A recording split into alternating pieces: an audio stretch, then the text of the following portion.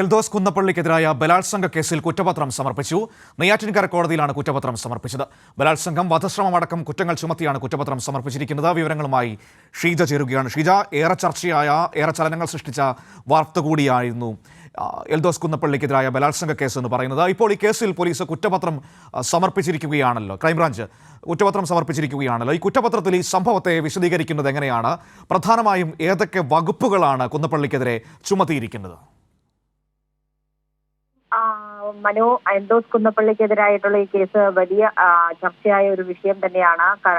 ഈ കേസിലാണ് ഇപ്പോൾ ഏതായാലും കുറ്റപത്രം സമർപ്പിച്ചിരിക്കുന്നത്. നെയ്യാറ്റിൻകര കോടതിയിലാണ് കുറ്റപത്രം സമർപ്പിച്ചിരിക്കുന്നത്. ഇതിൽ ചുമത്തിയിട്ടുള്ള കുറ്റങ്ങൾ എന്ന് പറയുന്നത് ബലാത്സംഗം, വധശ്രമം അടക്കമുള്ള കുറ്റങ്ങൾ ചുമത്തിയാണ് ഇപ്പോൾ കുറ്റപത്രം സമർപ്പിച്ചിരിക്കുന്നത്.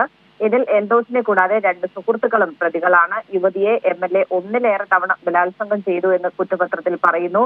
അതിൽ അടിമലത്തുറയിലെ റിസോർട്ടിൽ വെച്ചാണ് ആദ്യം ബലാത്സംഗം ചെയ്തത്. 2022 ജൂലൈ 4-നായിരുന്നു ഈ സംഭവം.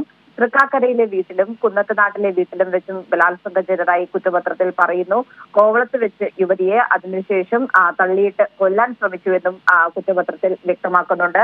MLA ബലാത്സംഗം ചെയ്തത് 5 വർഷമായി പരിചയമുള്ള യുവതിയാണെന്നും ഇതിൽ പറയുന്നു. ഏതായാലും തിരുവനന്തപുരം ജില്ലാ ക്രൈംബ്രാഞ്ചാണ് ഈ ഒരു കുറ്റപത്രം ഇപ്പോൾ ഈ കേസിൽ സമർപ്പിച്ചിരിക്കുന്നത്. മനു, തീർച്ചയായും ഈ കുറ്റപത്രത്തിലെ കാര്യങ്ങൾ വായിക്കുമ്പോൾ ഇത് വളരെ ഗൗരവതരമാണ്. നമുക്കറിയാം, ഈ പ്രശ്നം നമുക്കറിയാവുന്നതാണല്ലോ ഷീജ. ഇതിൽ കൃത്യമായ ആസൂത്രണത്തോടെയാണ് ഈ സംഭവങ്ങളൊക്കെ നടത്തിയിരിക്കുന്നതെന്നാണ് ക്രൈംബ്രാഞ്ചിൻ്റെ കണ്ടെത്തലുകൾ നമുക്ക് മനസ്സിലാക്കാൻ വേണ്ടി കഴിയുന്നത്. അതായത് ആദ്യം അടിമലത്തുറയിലെ റിസോർട്ടിൽ വെച്ച് ബലാത്സംഗം ചെയ്യുന്നു, പിന്നീട് തൃക്കാക്കരയിലെ വീട്ടിലും കുന്നത്തുനാട്ടിലെ വീട്ടിലും വെച്ച് ബലാത്സംഗം ചെയ്തു. അതായത് 5 വർഷമായുള്ള ആ പരിചയം മുതലെടുത്തുകൊണ്ട് ഇയാൾ ഈ കൃത്യം നടത്തിയിരിക്കുന്നു എന്നാണ് നമുക്ക് മനസ്സിലാക്കാൻ കഴിയുന്നത്. ഒപ്പം ഇത് പുറത്തറിയാതിരിക്കാനായി ഈ യുവതിയെ തള്ളിയിട്ട് കൊലപ്പെടുത്താൻ ശ്രമിച്ചു എന്നതടക്കമുള്ള ഗൗരവതരമായ വിഷയവുമുണ്ട്. തീർച്ചയായും മനു, ഈ വിഷയങ്ങളെല്ലാം തന്നെ ആ സമയത്ത്, അതായത് ഈ വാർത്ത വന്ന സമയത്ത് തന്നെ ഈ വിഷയങ്ങൾ ഒക്കെ തന്നെ ചർച്ചയായതാണ്. ഇതിലിപ്പോൾ ഈ കുറ്റപത്രം സമർപ്പിക്കുമ്പോൾ എല്ലാ കാര്യങ്ങളും അത് ഇനിയിപ്പോൾ അത് കൃത്യമായ രീതിയിൽ എത്രത്തോളം ഗൗരവകരമായ ഒരു കേസാണ് ഇത് എന്നുള്ളത് കൂടുതൽ വ്യക്തമാവുകയാണ്. പ്രത്യേകിച്ചും ഒരു ജനപ്രതിനിധിയുടെ ഭാഗത്ത് നിന്നാണ് ഇത്തരത്തിലുള്ളൊരു പെരുമാറ്റം ഉണ്ടായിരിക്കുന്നത്. അതും ഒരു 5 വർഷം പരിചയമുള്ള സ്ത്രീയെ ആ ബന്ധം ഉപയോഗിച്ചുകൊണ്ട് ചൂഷണം ചെയ്യുന്നു. അതിനൊപ്പം തന്നെ ആ ചൂഷണവുമായി ബന്ധപ്പെട്ട കാര്യങ്ങൾ പുറത്തു പറയാതിരിക്കുവാൻ വേണ്ടി അവരെ കൊല്ലുവാൻ വേണ്ടി ശ്രമിക്കുന്നു. ഈ രീതിയിൽ ഒരു ജനപ്രതിനിധിയുടെ ഭാഗത്തു നിന്നുണ്ടായ നടപടിയാണ് ഇതൊക്കെ എന്നുള്ളത് തന്നെയാണ് ഈ കേസിനെ ഏറെ ഗൗരവകരമാക്കുന്നത്. അതിലാണ് ഇപ്പോൾ 2022 ജൂലൈയിൽ ആണ് ഈ ഒരു സംഭവങ്ങൾക്ക് തുടക്കമാകുന്നത്. ആ കേസിലാണ് ഇപ്പോൾ ജില്ലാ ക്രൈംബ്രാഞ്ച് കുറ്റപത്രം സമർപ്പിച്ചിരിക്കുന്നത്. അതായത് ഇനിയിപ്പോൾ ഈ കേസ് അതങ്ങനെ ഒതുങ്ങിപ്പോകുന്ന ഒന്നല്ല, ശക്തമായ നിയമ നടപടികളുടെ തുടർച്ചയിലേക്ക് ഇനി പോകാൻ പോവുകയാണ് എന്നല്ല മനസ്സിലാക്കേണ്ടത്. തീർച്ചയായും ഇതിൽ തുടർ നടപടികൾ ഇനിയിപ്പോൾ കോടതി ഇത് പരിഗണിക്കുന്ന സമയത്ത് ഇതിലുള്ള തുടർ നടപടികൾക്ക് കൂടി തുടക്കമാവുകയാണ്. ഈ ഒരു കുറ്റപത്രം സമർപ്പിക്കുന്നത് വരെയുള്ള ഒരു സമയമാണ് ഇതിൽ ഒരു ഗ്യാപ്പ് എന്ന രീതിയിൽ ഉണ്ടായിട്ടുള്ളത്. പക്ഷേ ഇപ്പോൾ കുറ്റപത്രം ജില്ലാ ക്രൈംബ്രാഞ്ച് സമർപ്പിച്ച സാഹചര്യത്തിൽ ഈ കേസുമായി ബന്ധപ്പെട്ട് ഇനി തുടർ നടപടികളിലേക്ക് കോടതി തന്നെ കടക്കുന്നതായിരിക്കും. ഇവിടെ ബലാത്സംഗം, വധശ്രമം, നോക്കൂ, ഒരു ജനപ്രതിനിധിയുടെ ഭാഗത്തു നിന്നാണ്, ഒരു ജനപ്രതിനിധിക്കെതിരെയാണ് ഈ ആരോപണങ്ങൾ ഉയർന്ന് അതിൽ വസ്തുതയുണ്ട് എന്ന് കുറ്റപത്രത്തിൽ പറയുന്നത്. യഥാർത്ഥത്തിൽ കോൺഗ്രസിൻ്റെ ഈ സംഭവം ഉണ്ടായപ്പോൾ തന്നെ നമ്മൾ കണ്ടതാണ്, അവർ വലിയ തോതിൽ രാഷ്ട്രീയ പ്രതിരോധത്തിൽ ആയി പോയിരുന്നു. ഇപ്പോൾ ഷീജ പറഞ്ഞൊരു കാലയളവുണ്ടല്ലോ, കുറ്റപത്രം സമർപ്പിക്കാനെടുത്ത, അന്വേഷണത്തിനെടുത്ത കാലയളവ്. അവർ ഈ വിഷയം ഇങ്ങനെ പതിയെ ഒതുങ്ങി എന്ന ഘട്ടത്തിൽ നിൽക്കുകയായിരുന്നല്ലോ. കോൺഗ്രസിൻ്റെ ഒരു ചിന്ത അങ്ങനെയൊക്കെയായിരുന്നു. പക്ഷേ ഇനി അതിനപ്പുറത്തേക്ക് വരും ദിവസങ്ങളിൽ UDF രാഷ്ട്രീയത്തെയും കോൺഗ്രസ് രാഷ്ട്രീയത്തെയും ഈ കേസ് വലിയ തോതിൽ പിടിച്ചുലയ്ക്കും എന്ന് തന്നെയല്ലേ കരുതേണ്ടത്? തീർച്ചയായും ഈ വിഷയവുമായി ബന്ധപ്പെട്ട് അന്ന് തന്നെ UDF വലിയ തോതിൽ പ്രതിരോധത്തിലായിരുന്നു. എന്നാൽ പോലും ഇത് കെട്ടിച്ചമച്ചതാണ് എന്നൊക്കെ വരുത്തി തീർക്കാനുള്ള ശ്രമങ്ങളായിരുന്നു UDF നേതാക്കളുടെ ഭാഗത്തു നിന്നും ഉണ്ടായത്, പ്രത്യേകിച്ചും കോൺഗ്രസ് നേതാക്കളുടെ ഭാഗത്തു നിന്നും ഉണ്ടായത്. പക്ഷേ ഈ കേസിൽ കൃത്യമായ രീതിയിൽ അന്വേഷണം നടന്നു എന്നുള്ളത് തന്നെയാണ് ഇപ്പോൾ ഈ ഒരു കുറ്റപത്രത്തിൽ നിന്നും വ്യക്തമാകുന്നത്. കാരണം വലിയ തോതിലുള്ള നീക്കങ്ങളായിരുന്നു ഈ കേസിനെതിരെ കോൺഗ്രസ് നേതാക്കളുടെ ഭാഗത്തു നിന്നും ഉണ്ടായിരുന്നത്.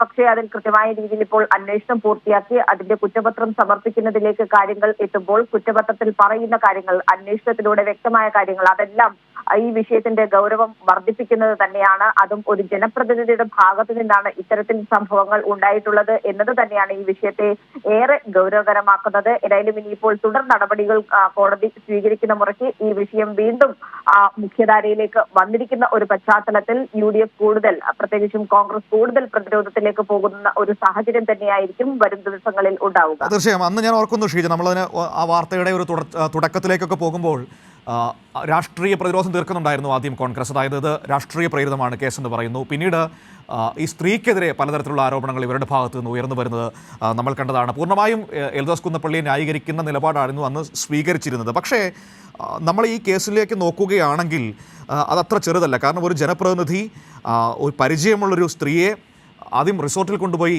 പീഡിപ്പിക്കുന്നു, അല്ലെങ്കിൽ ബലാത്സംഗം ചെയ്യുന്നു. പിന്നീട് സ്വന്തം വീട്ടിലേക്ക് വിളിച്ചു വരുത്തി അവിടെ വെച്ച്, കുന്നത്തനാട്ടിലെ വീട്ടിലേക്ക് വിളിച്ചു വരുത്തി അവിടെ വെച്ച് പീഡിപ്പിക്കുന്നു. തൃക്കാക്കരയിലെ വീട്ടിൽ വെച്ച്, അതായത് പലയിടങ്ങളിൽ മാറി മാറി ആ സ്ത്രീക്ക് നേരെ ബലാത്സംഗം അടക്കമുള്ള കാര്യങ്ങൾ ചെയ്യുകയാണ്. ഒരു ജനപ്രതിനിധിയാണ്. അതാണ് ഏറ്റവും ഗൗരവതരമായ കാര്യം. സമൂഹത്തിന് മാതൃകയാകേണ്ട വ്യക്തിയുടെ ഭാഗത്തു നിന്നാണ് ഇത്തരത്തിലുള്ള ഇടപെടലുകൾ ഉണ്ടായി, അല്ലെങ്കിൽ നടപടികൾ വന്നത്.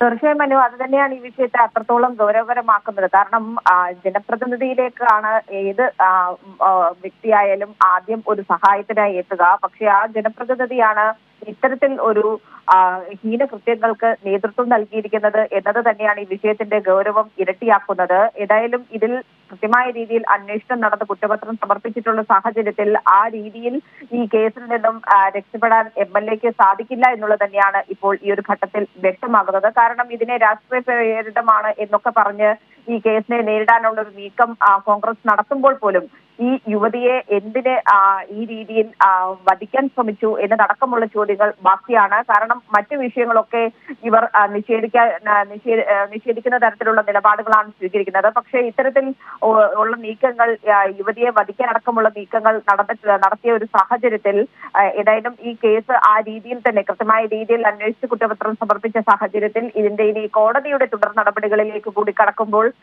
MLAക്ക് ഇതിൽ നിന്നും രക്ഷപ്പെടാൻ സാധിക്കില്ല എന്നുള്ളത് തന്നെയാണ് വ്യക്തമാകുന്നത്. ശരി, ഷീജ തിരുവനന്തപുരത്ത് നിന്ന് വിവരങ്ങൾ നൽകിയത്. എൽദോസ് കുന്നപ്പള്ളിക്കെതിരെ കുറ്റപത്രം സമർപ്പിച്ചിരിക്കുകയാണ്. നെയ്യാറ്റിൻകര കോടതിയിലാണ് ക്രൈംബ്രാഞ്ച് കുറ്റപത്രം സമർപ്പിച്ചത്. ബലാത്സംഗം, വധശ്രമം അടക്കമുള്ള കുറ്റങ്ങളാണ് ചുമത്തിയിരിക്കുന്നത്. എൽദോസിനെ കൂടാതെ 2 സുഹൃത്തുക്കൾ കൂടി പ്രതികളാണ്. യുവതി MLA ഒന്നിലേറെ തവണ ബലാത്സംഗം ചെയ്തുവെന്ന് കുറ്റപത്രം. അടിമലത്തുറയിലെ റിസോർട്ടിൽ വെച്ചാണ് ആദ്യം എൽദോസ് കുന്നപ്പള്ളി യുവതിയെ ബലാത്സംഗം ചെയ്തത്. പിന്നീട് 2022 ജൂലൈ 4-നാണ് ആ സംഭവം. അതിനുശേഷം തൃക്കാക്കരയിലെ വീട്ടിലും കുന്നത്തുനാട്ടിലെ വീട്ടിലും വെച്ച് ബലാത്സംഗം ചെയ്തുവെന്നാണ് കുറ്റപത്രത്തിൽ പറയുന്നത്. ഇത് പുറത്തറിയാതിരിക്കാൻ കോവളത്ത് വെച്ച് യുവതിയെ തള്ളിയിട്ട് കൊല്ലാൻ ശ്രമിച്ചുവെന്നും ക്രൈംബ്രാഞ്ചിന്റെ കുറ്റപത്രം പറയുന്നു. MLA ബലാത്സംഗം ചെയ്തത് 5 വർഷമായി പരിചയമുള്ള യുവതിയെ എന്നും കുറ്റപത്രം പറയുന്നു. തിരുവനന്തപുരം ജില്ലാ ക്രൈംബ്രാഞ്ചാണ് ഇപ്പോൾ എൽദോസ് കുന്നപ്പള്ളി MLAക്കെതിരെ കുറ്റപത്രം സമർപ്പിച്ചത്.